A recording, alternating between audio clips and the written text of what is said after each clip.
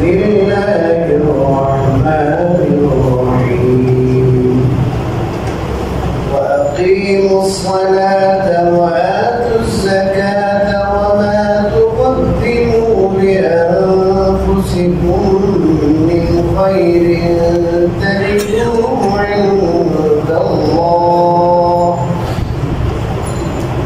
إن الله بما تعملون بصير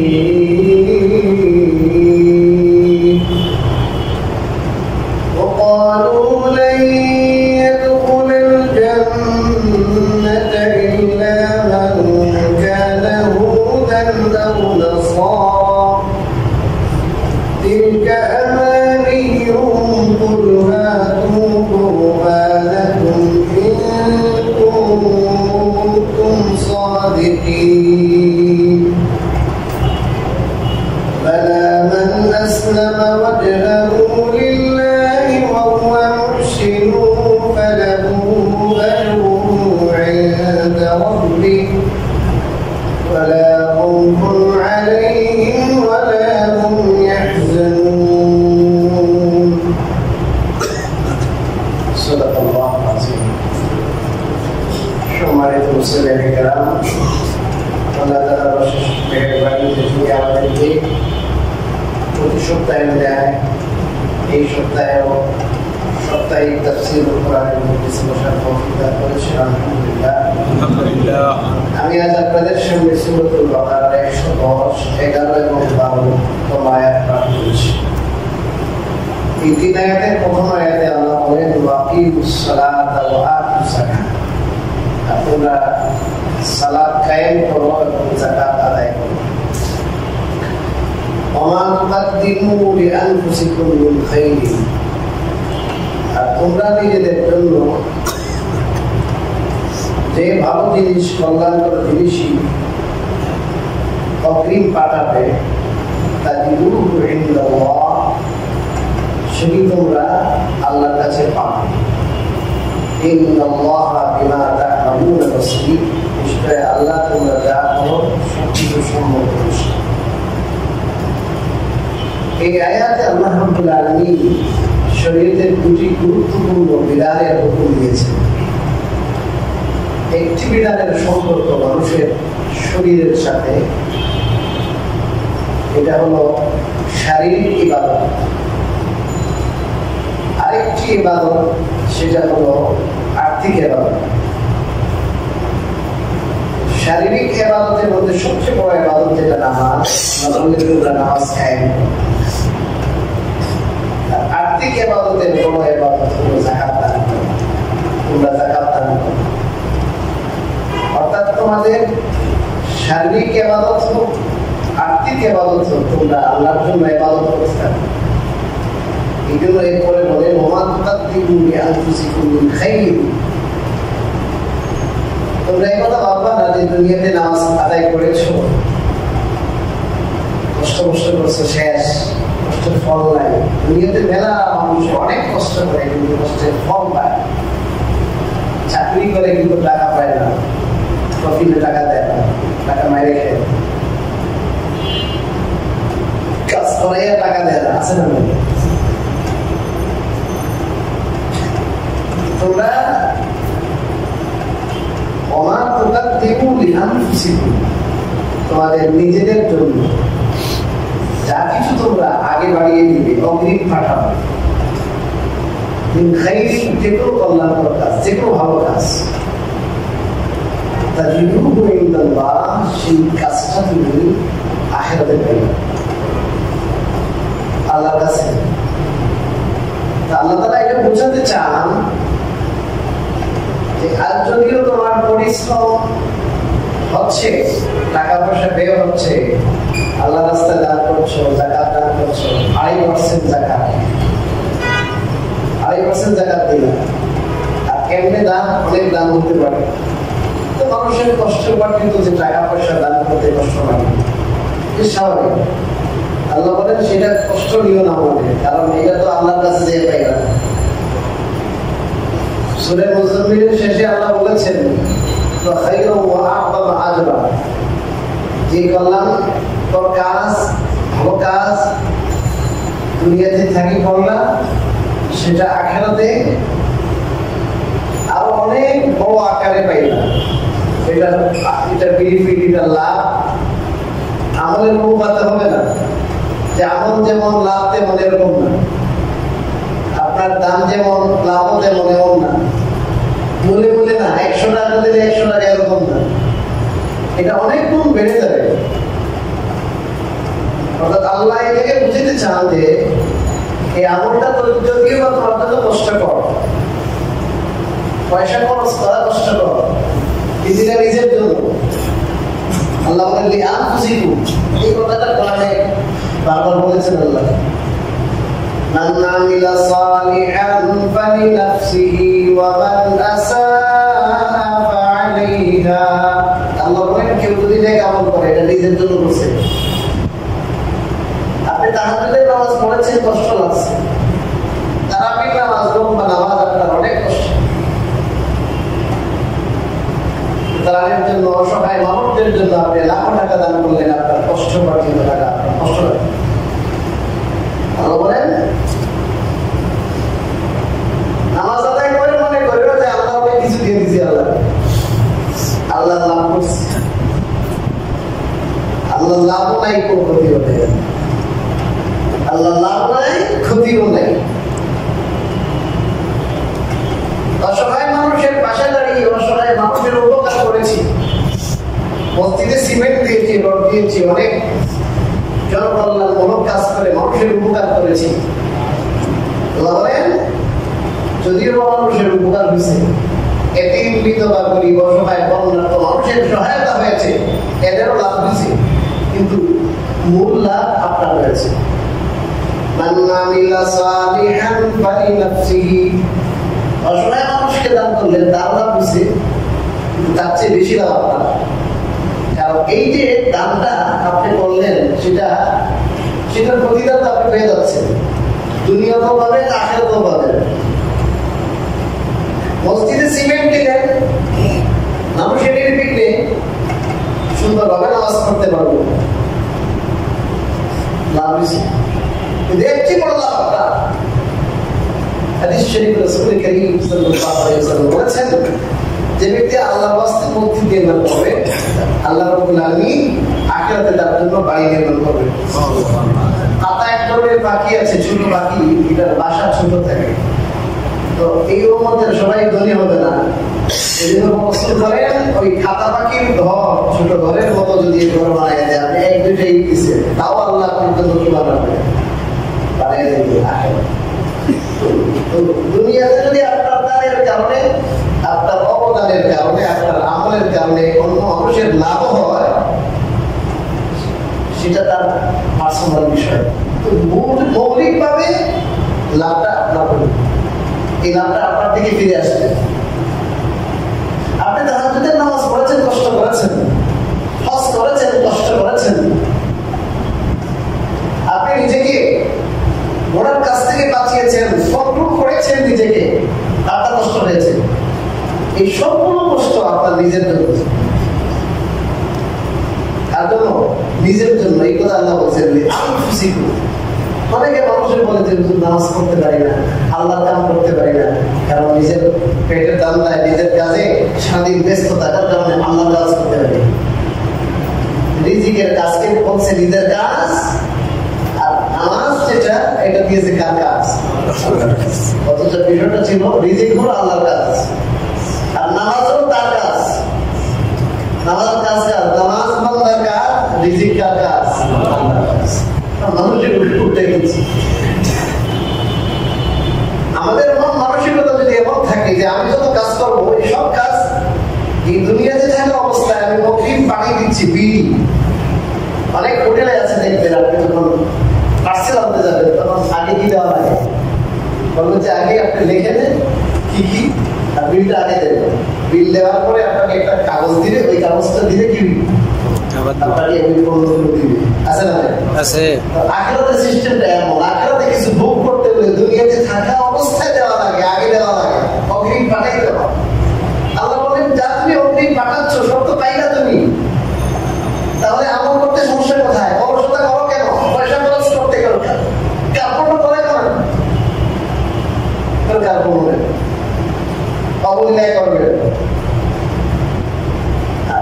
যদি কোনো গুনার কাজ হয়, আল্লাহ বলেন ওয়ামান আসাআ ফাআলাইহা, গুনার কাজ করলে এটা নিজের উপরে বর্তাবে, অর্থাৎ এটার শাস্তি, এটাতে কি আছে? শাস্তি আছে, প্রায়শ্চিত্ত, এটা নিজের উপরে আসবে। এই জন্য গুনার মজা হইলেও করা যাবে না, গুনার মজা হলেও করা যাবে না। কারণ গুনার মজা মনে রাখবেন, গুনার মজা ওয়ান টাইম আর গুনার সাজা লং টাইম। গুনার মজা কি ওয়ান টাইম আর গুনার সাজা লং টাইম। আর নেক আমলের শাস্তি, নেক আমলের কষ্ট ওয়ান টাইম, কিন্তু নেক আমলের ভোগান্তি, নেক আমলের দ্বারা যেটা আমরা ভোগ করবো সেটা লং টাইম, যেটা কি হবে কোনোদিন শেষ হবে। এই জন্য আমরা কি করবো? নেক আমল করবো নিজের জন্য, নিজের ফায়দা। কার ফায়দা? নিজের ফায়দা। আর খারাপ কাজ থেকে বাঁচবো, নিজেকে এই খারাপ কাজের যে প্রায়শ্চিত্ত আছে, ভোগান্তি আছে, সেটা থেকে কি করার জন্য। আচ্ছা, ইন্নাল্লাহা বিমা তা'মালুনা বাসীর। এত আমল আমরা করবো, এগুলো আমরা মনে করি, এত আমল করবো, আল্লাহ মনে থাকবো, এগুলো দেখেন আল্লাহ। তোমরা যা করো, ভালো করো আর খারাপ করো, সব আল্লাহ খুব ভালো করে দেখেন।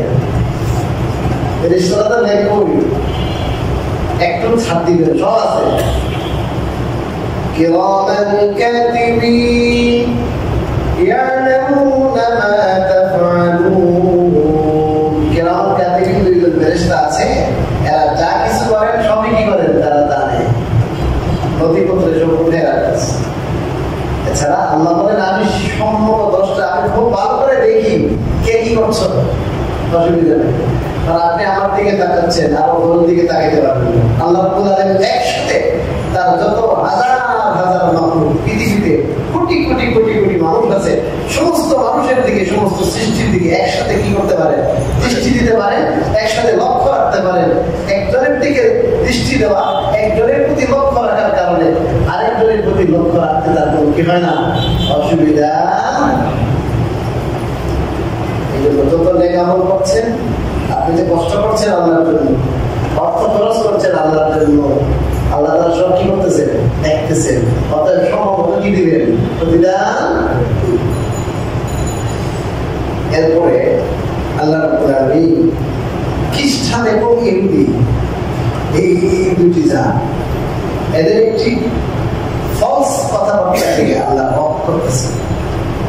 এদের একটি উদ্ভট ফলস কথা ছিল। কি বলেছে তারা?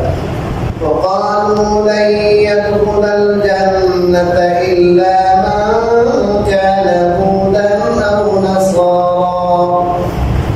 তারা বলে, কিতাবীরা কি বলে?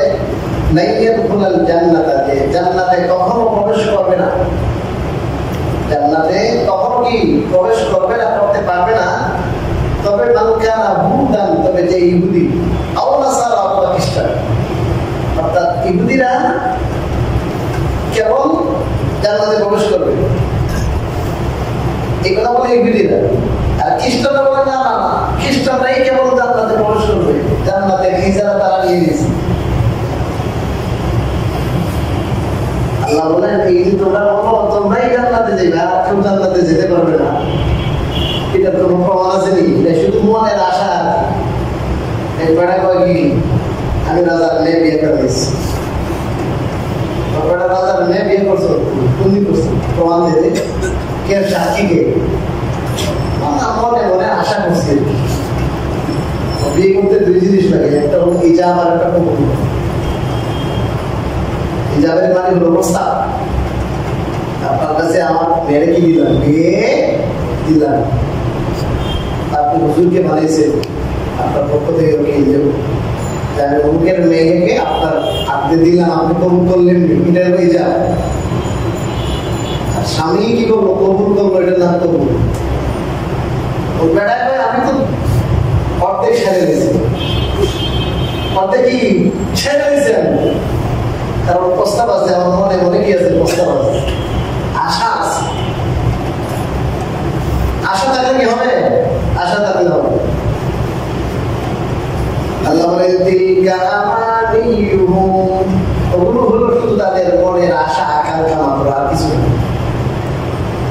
এদের আশা কি? এরা ওই কি জান্নাতে জীব আর কি দেব, এটা এদের মনের আশা।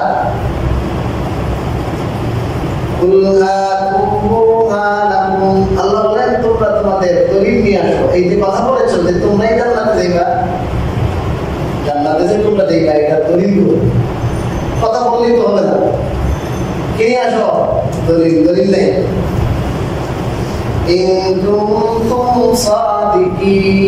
তোমরা তোমাদের এই উক্তিতে যদি সত্য বলে হয়ে থাকে। এরপরে আল্লাহ রাব্বুল আলামিন পরিষ্কার ভাবে তাদের এই কথা রদ করতেছে। بلى من أسلم وجهه لله وهو محسن فله أجره عند ربه ولا خوف عليهم ولا هم يحزنون كما من أسلم وجهه لله যে ব্যক্তি তার চেহারাকে অথবা তার জাতকে আল্লাহর সামনে বিনীত করলো, আল্লাহ অনুগত করলো, বহুয়া মুহসিনুন, এমন অবস্থায় যে সে সৎকর্মশীল, ফালাহু আজরুহু ইনদা রাব্বিহি, তো তার প্রতিদান রয়েছে তার প্রতিপালকের কাছে। ওয়ালা খাউফুন আলাইহিম, আর তাদের কোনো শঙ্কা নেই, ওয়ালা হুম ইয়াহজানুন, আর তারা চিন্তিত হবে না। এই জায়গায় আল্লাহ রাব্বুল আলামিন ধর্মের মূল কথা বলেছেন। এরা একটা ইহুদি জাতীয়তা, খ্রিস্টান জাতীয়তাকে তারা জান্নাতে প্রবেশের মূল চাবিকাকে নির্ধারণ করেছে। খ্রিস্টান হলেই জান্নাত, ইহুদি হইলেও জান্নাতি। আল্লাহ বলেন না। ধর্ম কি? এই ধর্মের মূল কথা দুইটা। এক নম্বর কথা, মান আসলামা ওয়াজহাহু লিল্লাহ, যে তার চেহারাকে কোন সিরিলিকার রেখেছে, চেহারার উদ্দেশ্য হলো জাত, নিজের ব্যক্তি, নিজের সত্তা, নিজের সত্তাকে যে আল্লাহ অনুগত করবে। আল্লাহ যা চান তা সে মানার জন্য রাজি। এখানে তার কোনো উচ্চ লক্ষ্য নাই।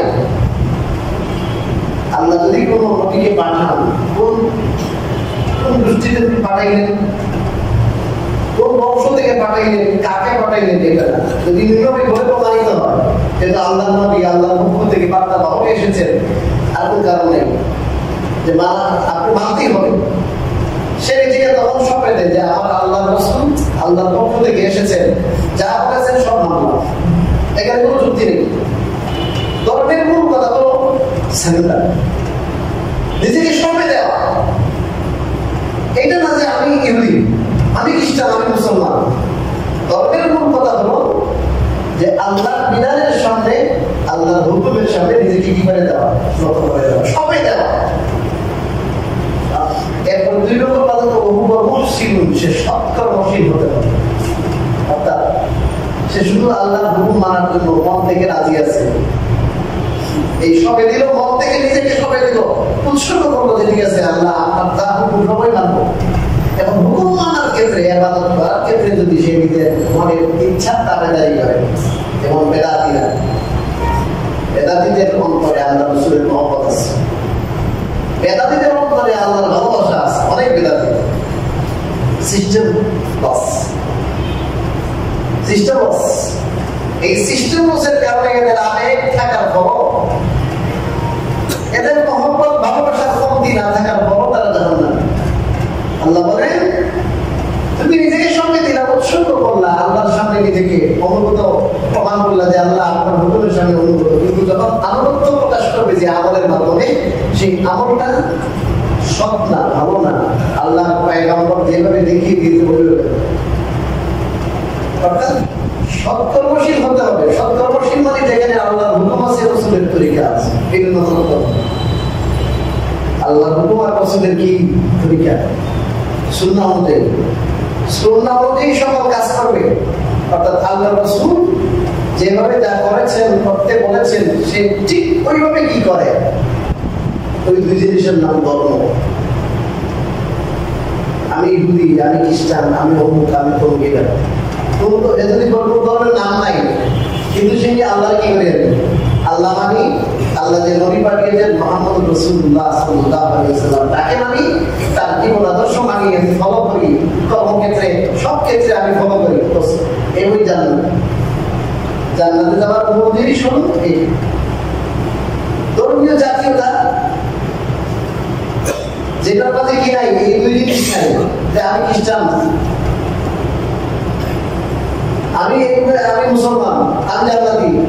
একজনের নাম হাসানুল হক, এই জান্নাতি হয়ে যাবো? হাসানুল হক হইলে জান্নাতে যাওয়া যাবে না। আব্দুল মুমিন হইলে জান্নাতে যাওয়া যাবে না। ইসলাম উদ্দিন হইলে জান্নাতে যাওয়া যাবে না। বুঝলেন? আব্দুল্লাহ হইলে জান্নাতে যাওয়া যাবে না। আব্দুল্লাহ নাম রাখলেও জান্নাতে যাওয়া যাবে না। আমার ছোট গোষ্ঠী মুসলমান, জান্নাতে যেতে হলে আত্মসমর্পণ করতে হবে, আল্লাহর সামনে সারেন্ডার হতে হবে। জান্নাতে যেতে হলে সৎকর্মশীল হতে হবে, আল্লাহর হুকুমকে রাসূলুল্লাহ সাল্লাল্লাহু আলাইহি ওয়াসাল্লামের তরিকায় পুরা করতে হবে। এটা হলো ধর্মের মূলতা। সারা দুনিয়ায় একটা তাদের ধর্মের জাতীয়তা, এই ধর্মের মানে বিলকুল খোলস, এর ভিতরে কিছু নাই। ফুল আছে না, ফুল শাপলা ফুল, এই অমুক ফুল তমুক ফুল, কোনো গ্রাম নাই, কিছু নাই, ধর্মের কিছু নেই। এই ধর্মের সুখরাত পৃথিবীতে, ধর্মের হাকিকত নাই। এই জিনিসটা যদি মুসলমান বুঝলো, আজকে মুসলমানদের অবস্থা হয়। আল্লাহ বলেন তাদের কোনো ভয় নেই, কোনো শঙ্কা নেই। তারা কেউ হবে না, বলে চিন্তিত চিন্তা ভক্তি, এই জায়গায়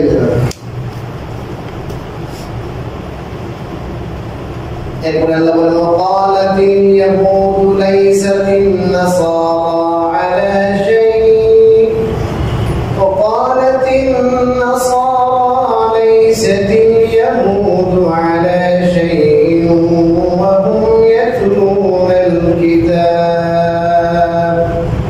আগে কথা একটু বিশ্লেষণ। ইহুদিরা বলে খ্রিস্টানদের কোনো ভিত্তি নেই, খ্রিস্টানদের কি নেই, এদের ধর্মের যে ভিত্তি, এটা কোনো জিনিসই না, মানে কি এই ভিত্তিহীন ধর্ম, এরা ভিত্তি নেই। এর ওটা খ্রিস্টানরা বলে ওয়াকালাতিন নাসারা লাইসাতিল ইয়াহুদু আলা শাই। খ্রিস্টানরা বলে ইহুদিদের ধর্মের কোনো ভিত্তি নেই। ইহুদিরা বলে খ্রিস্টানদের ধর্মের ভিত্তি নাই, আর খ্রিস্টানরা বলে ইহুদিদের ধর্মের কোনো ভিত্তি নেই। আল্লাহ বলেন হুম ইয়াতলুনাল কিতাব, অথচ তারা কিতাব তেলাওয়াত করে, কিতাব পড়ে, কিতাব পড়ে। তারা আলেমে জাহেলের মতো কথা বলে। তুমি তো কি জামিনুল মাদ্রাসায় পড়লা, জাহেলের মতো কথা বলো কেন?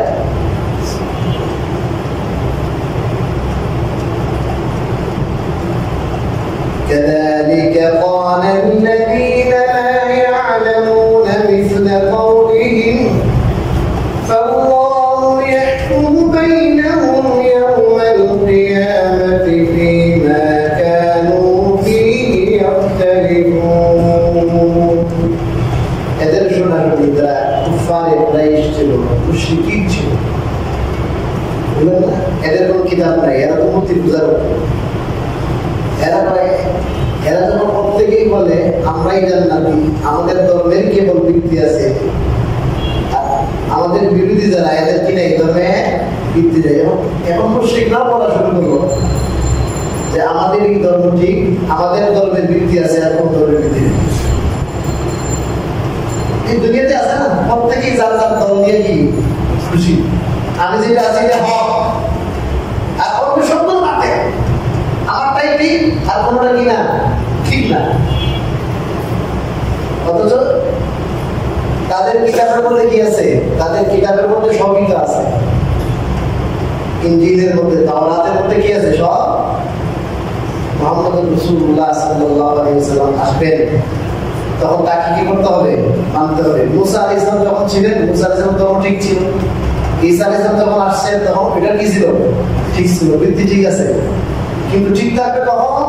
যখন সেই ধর্মের মূল কথা একটু আগে যা বললাম ওইটা ঠিক থাকবে। এমন না যে নবী একজন আসছেন, এখন তাদের মন মতো হয় না, এখন আর মানতাম না, কিন্তু গোড়ামি হবে। এটা ধর্মীয় গোড়ামি, এটা ধর্ম না, ধর্মীয় গোড়ামি। ধর্মীয় গোড়ামি বললে কি? তার ধর্মের কোনো ভিত্তি নেই। আল্লাহ বলেন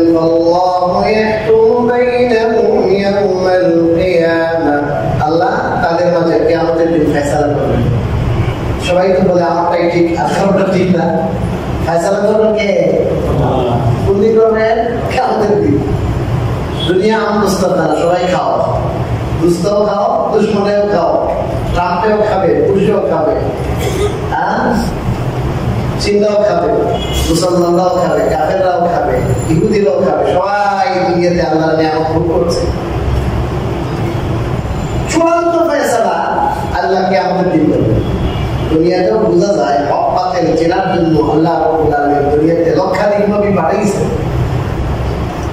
আর সেই সাথে আল্লাহ মানুষকে আকল দিয়েছেন, বিবেক দিয়েছেন। এই বিবেক দিয়া সে আসমানি ওহীকে যখন চিন্তা করবে, তখন তার সামনে হক এবং বাতিল পরিষ্কৃত হয়ে যাবে। কিন্তু সমস্ত মানুষের সামনে আল্লাহ রাব্বুল আলামিন যিনি মানুষের হেদায়েতের জন্য আম্বিয়া কেরাম পাঠিয়েছিলেন,